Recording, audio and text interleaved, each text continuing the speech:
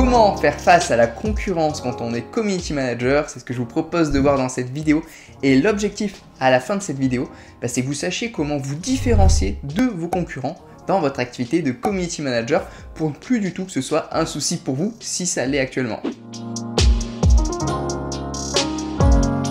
Salut les CM, bienvenue sur la chaîne des community managers freelance qui souhaitent développer leur activité avec succès. Donc ici, je vous partage des conseils techniques et des conseils entrepreneuriaux pour développer votre activité de community manager sur le bon chemin. Donc si tu es nouveau sur cette chaîne, je t'invite à t'abonner et à activer la cloche des notifications afin de ne rater aucune des prochaines vidéos qui pourraient grandement impacter positivement ton activité de CM freelance. Et puis je t'invite également à venir me suivre sur Instagram, c'est très sympa pour échanger aussi là-bas. Donc maintenant, pour entrer dans le vif du sujet, peut-être qu'aujourd'hui, vous voulez vous lancer en tant que CM freelance et vous vous dites mais il y a quand même énormément d'autres CM, ça fait peur, il y a beaucoup de concurrence.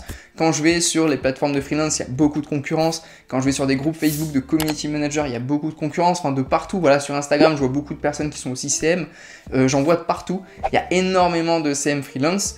J'ai l'impression qu'aussi il n'y en a pas beaucoup qui arrivent à très bien en vivre ou c'est très limite, donc c'est assez compliqué. Donc voilà, c'est peut-être les choses aujourd'hui que vous vous dites et ça vous fait peur. Ça vous fait peur de ne pas arriver à vous démarquer, de ne pas arriver à faire face à cette concurrence-là.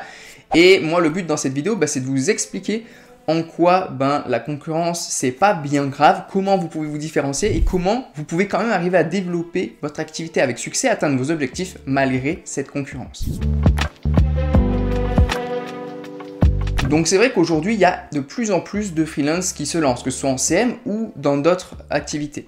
Et c'est vrai que ça peut être compliqué, ça peut faire peur au début quand on arrive parce qu'on se dit il n'y aura jamais de place pour moi. On a toujours l'impression que les autres sont meilleurs, que les autres ont plus d'opportunités et ça c'est quelque chose qui peut faire peur.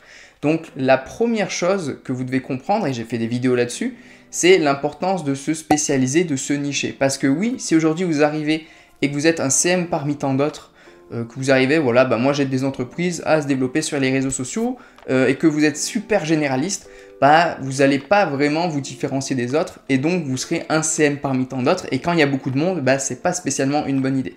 Alors ça veut pas dire que vous ne pourrez pas avoir de clients, mais ça veut dire que vous optimisez pas vos chances d'en avoir et de vous démarquer des autres. Donc comme j'en parle dans ma vidéo sur comment se nicher, comment choisir sa cible, tout ça, donc je vous laisse aller voir ces vidéos, c'est très important de se spécialiser parce que ça va vous permettre de passer devant vos concurrents. Donc si on prend un exemple, moi je suis un pâtissier, j'ai une pâtisserie, je souhaite la développer sur les réseaux sociaux et moi je vais chercher des community managers.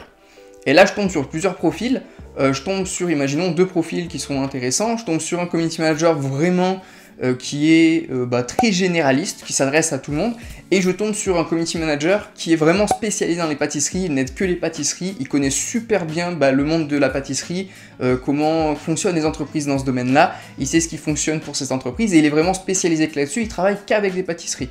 Donc à votre avis, avec qui je vais avoir envie de travailler? Donc c'est ça que vous devez comprendre aujourd'hui, c'est que plus vous allez être spécialisé, plus ça va être important dans le choix de décision de la personne de se tourner vers vous au lieu d'aller vers une personne plus généraliste ou différente.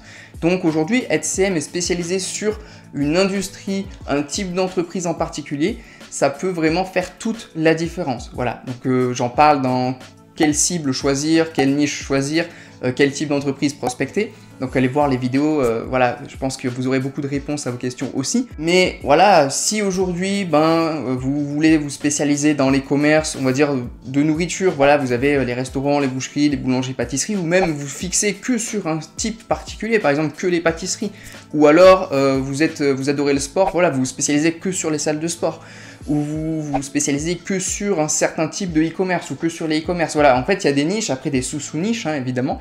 Donc, si on prend l'exemple des e-commerce, ça peut être, aujourd'hui, vous vous dites, moi, je vais travailler qu'avec les e-commerce de sport, ou que avec les e-commerce qui vendent des compléments alimentaires pour les sportifs, ou que les e-commerce qui vendent des vêtements de sport. Bon, voilà.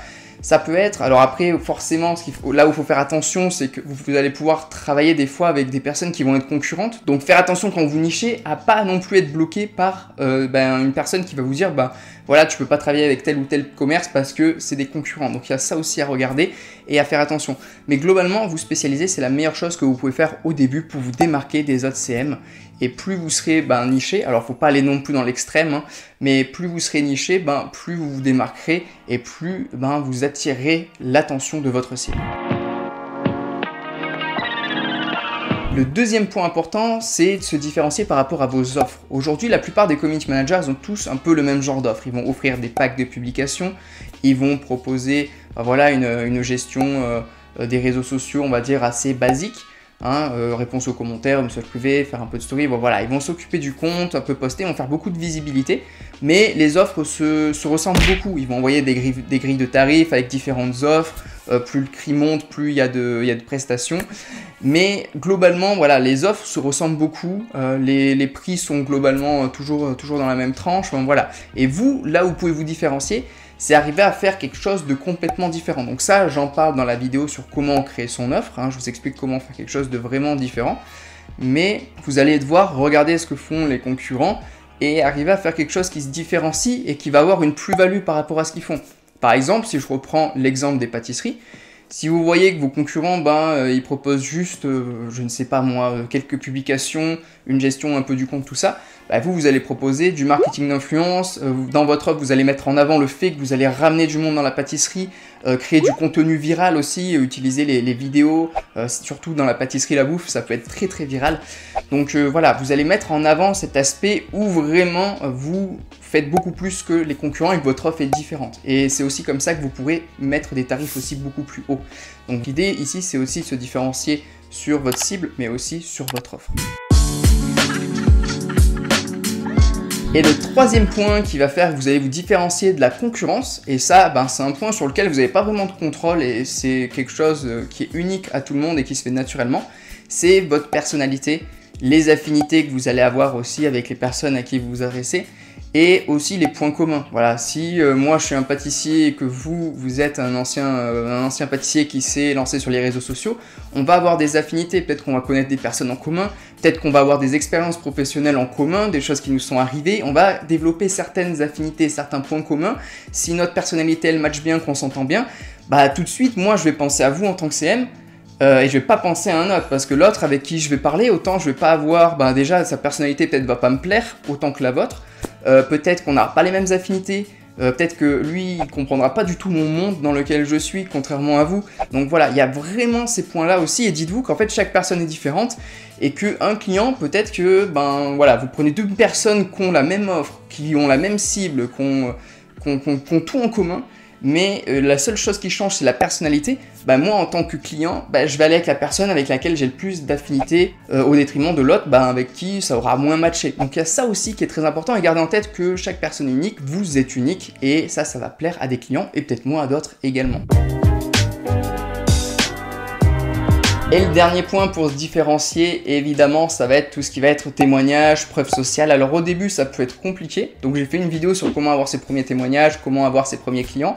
Mais si vous avez déjà eu des clients, tout ça, vous vous différenciez par rapport au fait que vous avez déjà eu des résultats et que vous pouvez les mettre en avant. Si par exemple, on reprend encore l'exemple des pâtisseries, si le client il voit que vous avez de la preuve sociale, vous avez des témoignages d'autres pâtissiers qui ont eu de très bons résultats avec vous, et qu'à côté il y a un CM qui n'a pas ces témoignages, ou alors qu'il y a un témoignage d'autres cibles, le poids sur la balance il va pas être le même, donc il va encore une fois vous choisir vous. Donc il y a aussi les témoignages et la preuve sociale qui va entrer en compte pour vous différencier.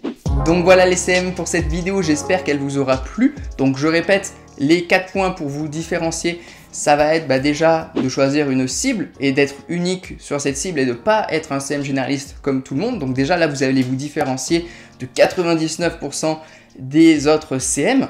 Ensuite, c'est d'avoir une offre unique. Voilà, si malgré les 1% de concurrents que vous avez, une fois que vous vous êtes ciblé et que vous avez enlevé les 99, il y a 1% de personnes avec qui vous êtes concurrents et qui vont par exemple cibler les pâtissiers, et vous allez regarder leur offre, ce qu'ils proposent, et vous allez voir que peut-être vous pouvez faire différemment et proposer une offre qui offre encore plus de valeur. Donc vous différenciez sur la cible, mais aussi vous différencier sur ce que vous allez apporter et les résultats que vous allez apporter. Je vous invite à aller voir la vidéo sur l'offre. Ensuite, évidemment, il y a votre personnalité, vos points communs, vos affinités, ça c'est des choses qu'on ne contrôle pas, c'est naturel, donc ça va se faire ou ça ne se fait pas.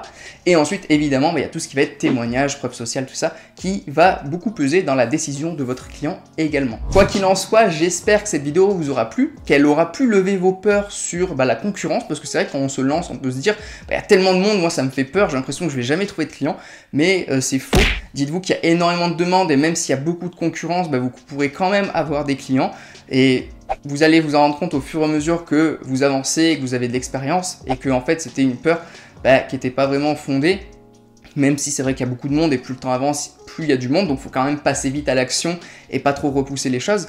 Mais globalement, si vous faites bien les choses, si vous suivez les conseils de la chaîne, tout devrait bien se passer. En complément de cette vidéo, les CM, je vous invite à télécharger la formation et les guides que j'ai fait pour vous. C'est dans la description, c'est gratuit.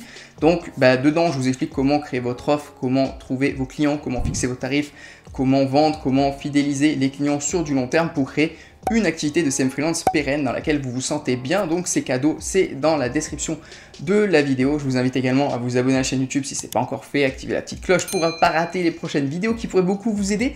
Et puis venez me suivre sur Instagram, c'est quand même super sympa d'échanger là-bas. Et puis comme d'habitude, les petits appels à l'action de youtubeurs de fin de vidéo, le pouce bleu et les commentaires si vous avez des questions. Partagez cette vidéo à un CM qui en aurait besoin. Et puis nous, on se dit à très vite dans la prochaine vidéo. D'ici là, portez-vous bien. À très vite les CM.